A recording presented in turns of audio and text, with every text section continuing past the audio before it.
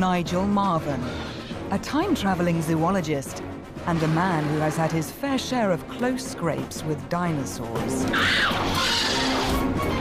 But the Earth has witnessed more terrible monsters than these. What Nigel is about to learn about prehistory is that no matter how bad things get on land, the one thing you should never, ever do is get in the water.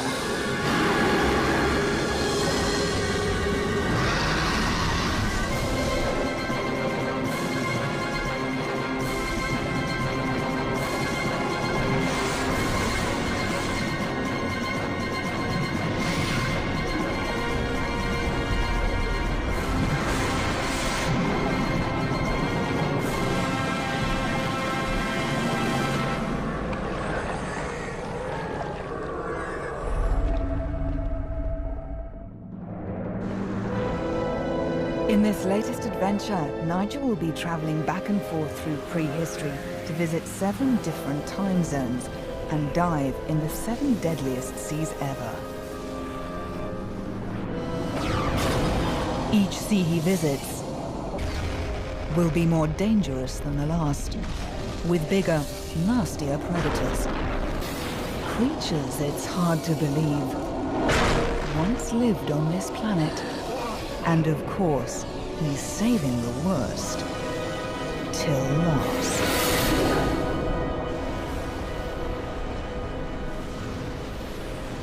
Nigel's first stop in this perilous navigation through time is a period called the Ordovician. To get back there from the 21st century, you have to go unbelievably far back in time. Back before the Ice Age, before the first humans. Before even the dinosaurs. The Ordovician is a mind-boggling 450 million years ago, so far back that plants have yet to evolve. It's a world ruled by creepy crawlies and fantastically unsuited to humankind.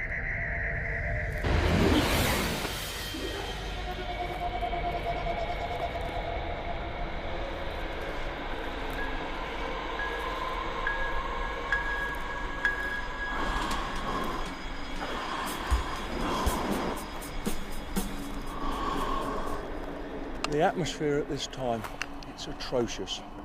Much less oxygen and much more carbon dioxide than I'm used to.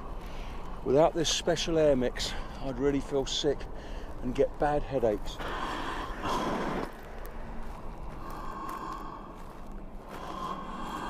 Just look around and you can see why the atmosphere is so different. There's no life at all on the land. There's no insects in the air. There's not even worms in the ground. And most crucially of all, there's no plants. There's not a speck of green. So the carbon dioxide in the atmosphere, it's not being absorbed by them, and they're not boosting the atmosphere with oxygen. But it's a different story out there in the sea. There's been life there for hundreds of millions of years. And you can take it from me, evolution has produced some real monsters.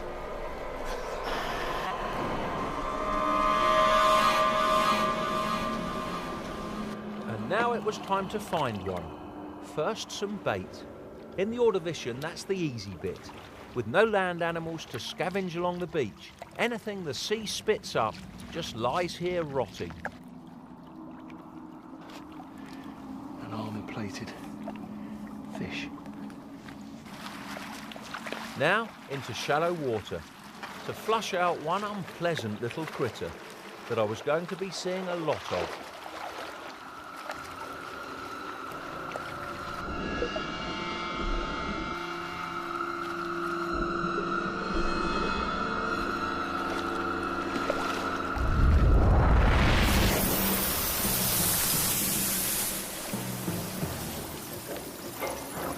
A sea scorpion, one of the most grotesque of predators. And look at that, look at the tail curling. That's how they get their name, but there's no venom in there, like their namesakes on the land. And you've got to be careful of those formidable pincers at the front. Oh.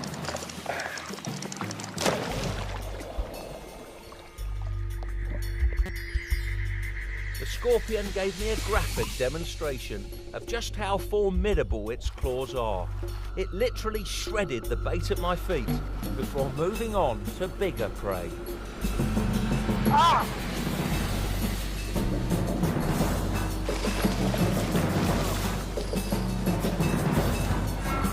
You all right, Nigel? Slash my leg. It's another scar for the collection.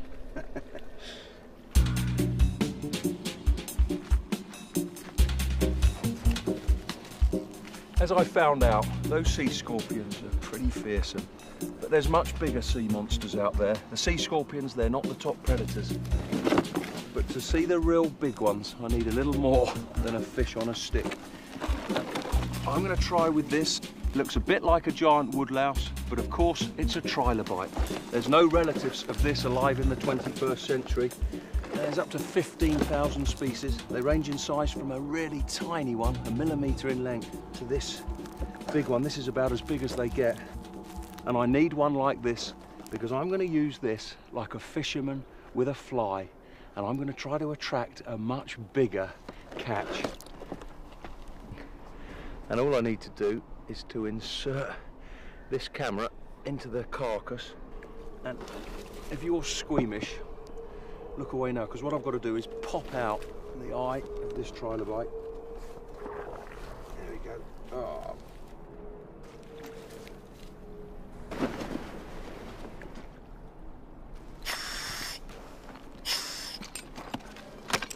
There's so many surprises here.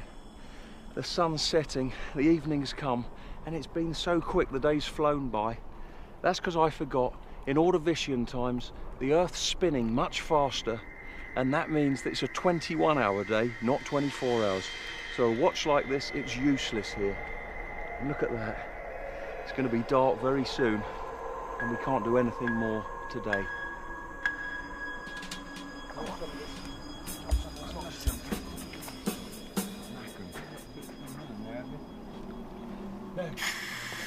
Anything you do, you try to do it, you know, you try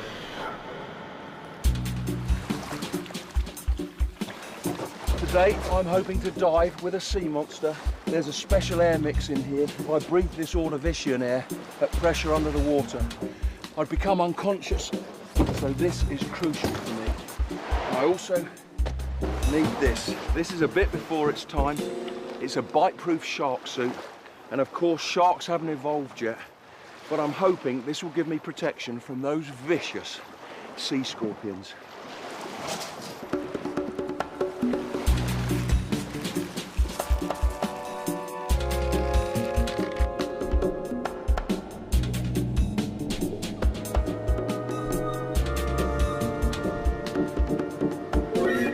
I knew the bigger predators would be out in deeper water, so I ventured out into the middle of the bay. Very appetizing, but for the predators around here, this should be a tasty snack. And I'm hoping that camera is going to catch the moment when a monstrous predator tries to snaffle this up.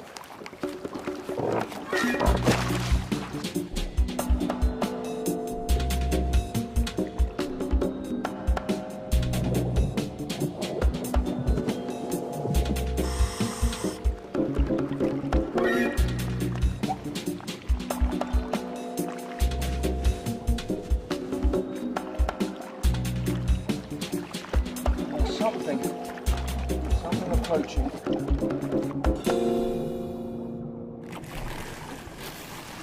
It's a sea scorpion.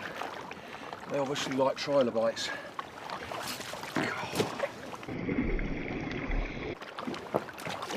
Come on, let go.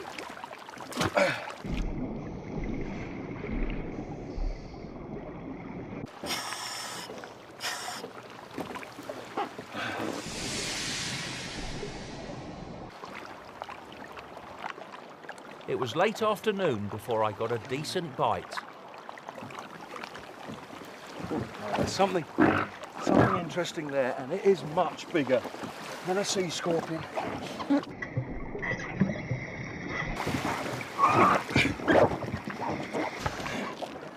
It's taken the camera. That's the end of the trilobite cam. I have got to see what that is.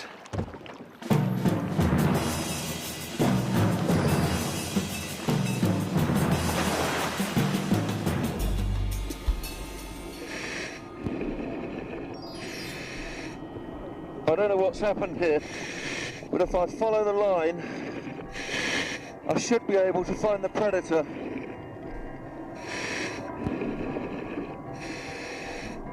The camera's not at the end, which probably means that the predator isn't far away. This is intriguing. I don't know what's going on.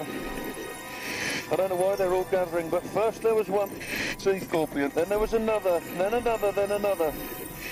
And now they are all around me. There's a whole carpet of them moving along the sea floor. They're whizzing past my head. They're all heading in one direction. And there it is. It's an orthocone.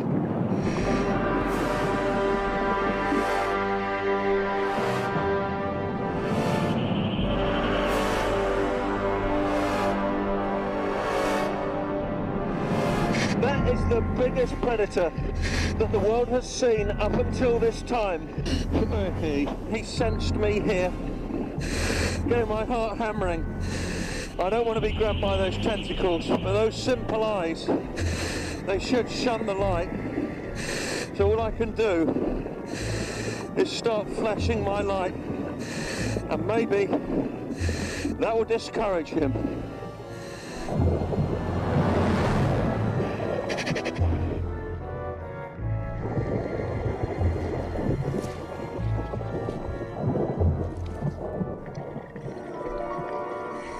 And now he's gone. I can't see where he is. There's still the sea scorpions there.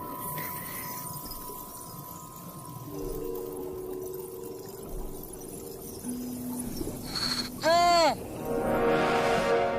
There's the orthocone. And it's spotted one of the sea scorpions.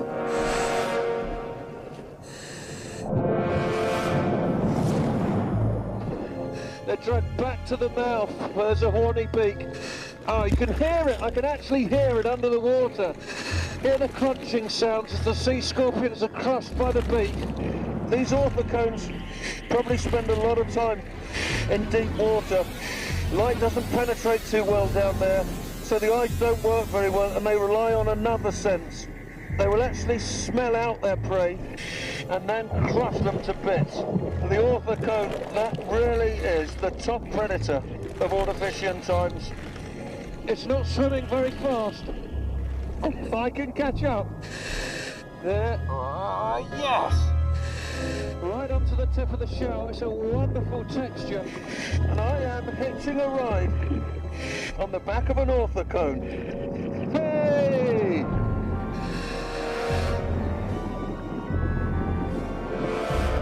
As it got gloomier, I realised the orthocone was dragging me deeper. Time to get off. Thanks, orthocone. Thanks for the ride.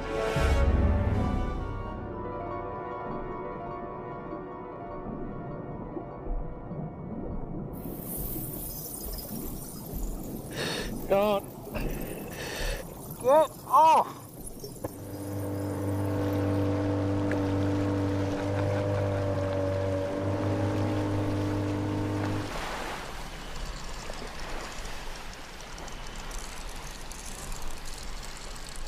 This is what they were doing. I saw them moving in the shallows, moving towards the shore, and this is a mass spawning. It's a full moon at the moment. This is the highest tide, and they're laying their eggs in the sand. The eggs will be protected. Then when the next high tide comes in about a month or so, the young larvae will hatch and be taken back out to sea. And some of these sea scorpions, they're going to stay around here until the eggs hatch. Fossils have been found with baby sea scorpions inside the stomachs of the big ones, and that's what they do. They wait around here and feed on the babies as they hatch on the next high tide.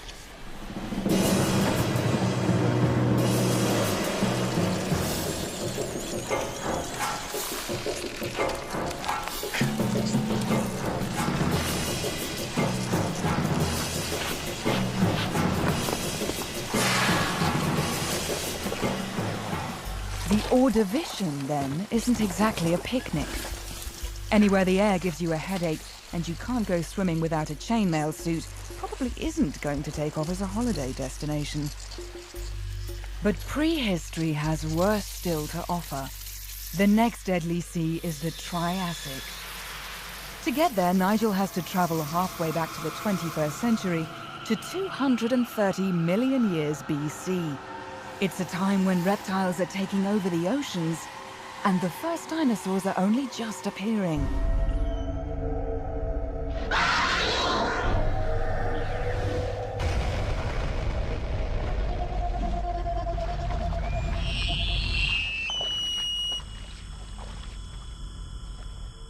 The Triassic is a crucial time for marine life.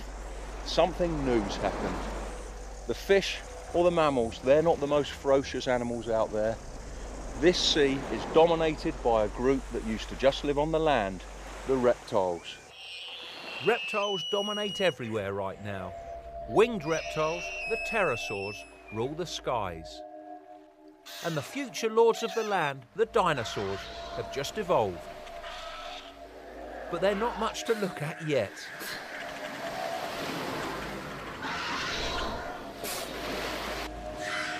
Of course, I was here to explore life in the sea, home to the largest Triassic reptiles of them all. Fortunately, sea reptiles are easy enough to spot because they have to come up for air. My first sighting was a nothosaur. The nothosaurs, they could be a bit nippy, but there's bigger reptiles down there that could easily kill a person.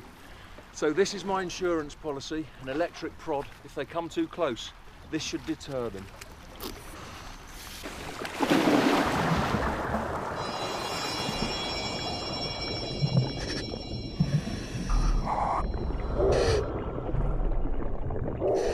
There's not just one nothosaur, there's a pair of them. And they're inquisitive, coming closer and closer, they're so curious. But I'm the first human that they've seen.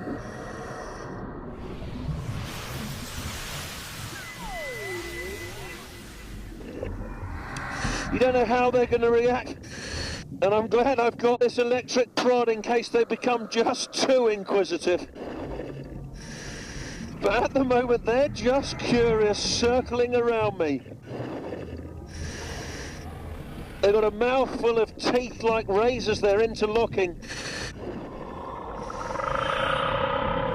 That would seem to me to be the perfect fish trap. And they certainly move fast enough to catch the fish that are around here. Wow. There's one coming close now, and I'm going to try something. Like with alligators, there's only one safe way to hold a nothosaur, and that's round the jaws. Hey. Wow. A prehistoric ride with a nothosaur. They can close those jaws with tremendous force, but the muscles that open them, they are really weak. But nothosaurs, like all sea reptiles, they've got to go up to the surface to breathe. I can't hold him for too long. I'm going to let him go now. Go on, boy, off you go.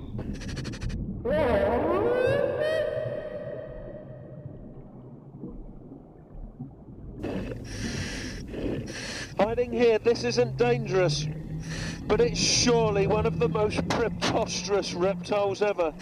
Tanystropheus. Great long neck, great long tail, there's hardly any body at all. That long neck is perfect for an ambush predator. And what it probably does is sweep that neck through the water, sweep it through a shoal of fish.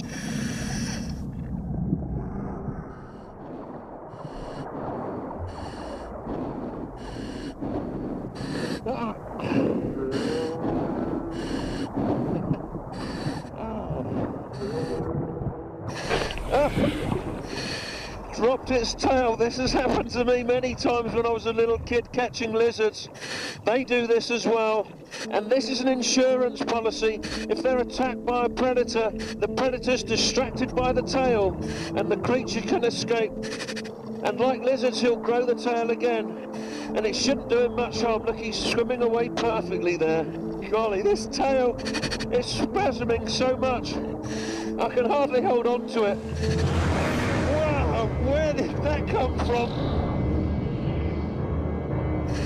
I think it's a Symbospondylus, one of that great group of marine reptiles, the ichthyosaurs. He's a primitive member of the group, but they're going to evolve into a whole variety of forms. They'll be around for about another 100 million years. But he's coming a bit too close. And that slow movement, that's deceiving. With one lash of that tail, they can have really great bursts of speed.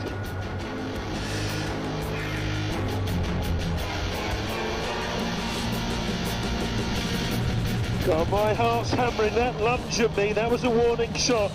That's really up the ante on this dive. I need the electric prod now. And he's coming again. He's coming in again. And I'm going to use it.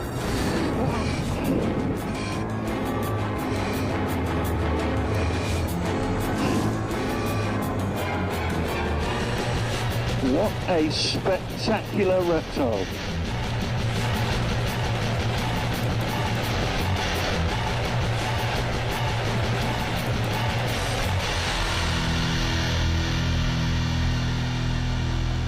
Two seas down, 5 to go. The next encounter takes Nigel back deeper into the past to meet the armored fish of the Devonian. Predators that are quite literally as hard as nails.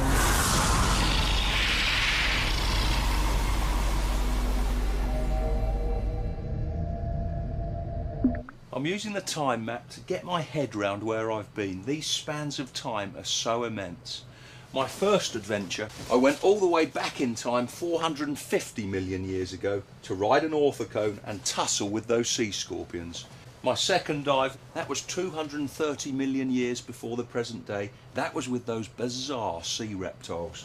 We're now here 360 million years ago. Welcome to the age of giant armoured fish.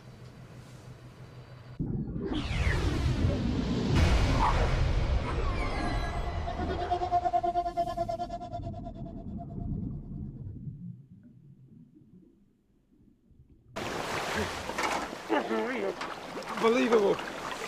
How was the dive, Mike? Oh, outstanding. Have you got one? Did you see one? I saw it. It came so close. I'll get this in the machine. Okay. Cameraman Mike, he did a reconnaissance dive just to see what was around, and from what he's saying, we've actually struck gold on the first dive. Exactly what we came here for. Oh, Look at that. that's it. Can't be anything else. A Dunkleosteus. Well done, Mike. I mean, lovely- what was it like? That's like a real Leviathan there. My heart was in my mouth. It just took my breath away. And that thing is over 30 feet long. Must weigh 4 or 5 tons. That's as much as 2 or 3 elephants. Let's pause it, have a look at this. What a fearsome head. And this shows the classic features of Dunkleosteus. Armour plating on the front of the body, that can be up to 2 inches thick. And look at that mouth. Those aren't teeth, those are extensions of the jaw bones. They're for shearing through the prey. And this thing has to punch through other armoured fish. And those jaws are backed up by powerful muscles at the back of the neck there. Look at that. And this is exciting. If this stays around, it's going to be my turn next, and we're going to find out how powerful those jaws actually are. Our plan was to hand feed a Dunkleosteus, and my job was to get the bait.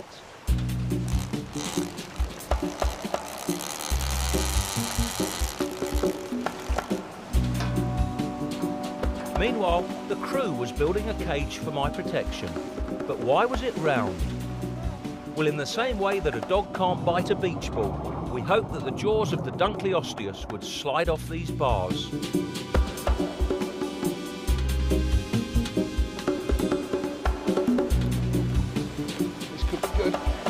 big tug. Fortunately for me, there's plenty of life in the sea in the Devonian. Unlike on land, where as yet there are no creatures bigger than a centipede. This is a placoderm. It's a Greek word, it means armour plating, and you can see why. This is in the same family as Dunkleosteus, and for a naturalist this is a privilege indeed. These fish were only around for 50 million years, then they became extinct. There's nothing like this around in the 21st century. I've got to bet on with the crew that the Dunkleosteus will slice through the bait if it's actually wrapped in chainmail.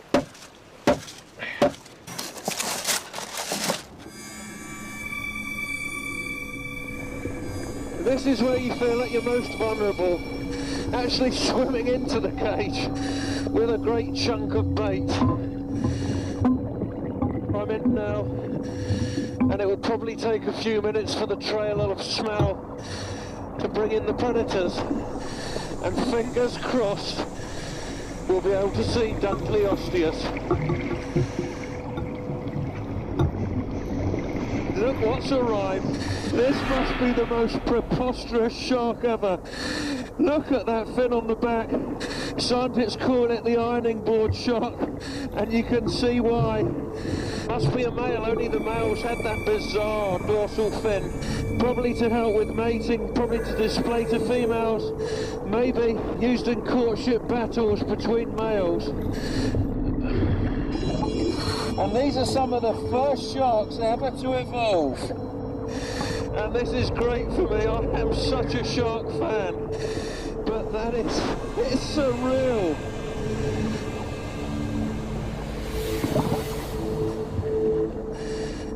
He's been spooked by something. It's a Dunkleosteus. It must have smelt the bait. This is what we came for. And it's coming straight towards us. See that really thick protective armour on the head there? Over 2 inches thick. Only the first third of the body's covered with that. Look at that. These fish, they've got these massive jaws with big sharp shears sticking out, and what they do is they slice them together just like scissors working. The very action of slicing them together keeps them sharp, and with that they can cut through anything. Let's see if I can win my bet.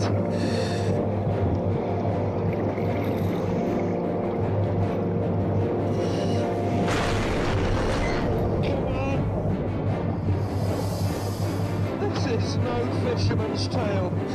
This is a real monster.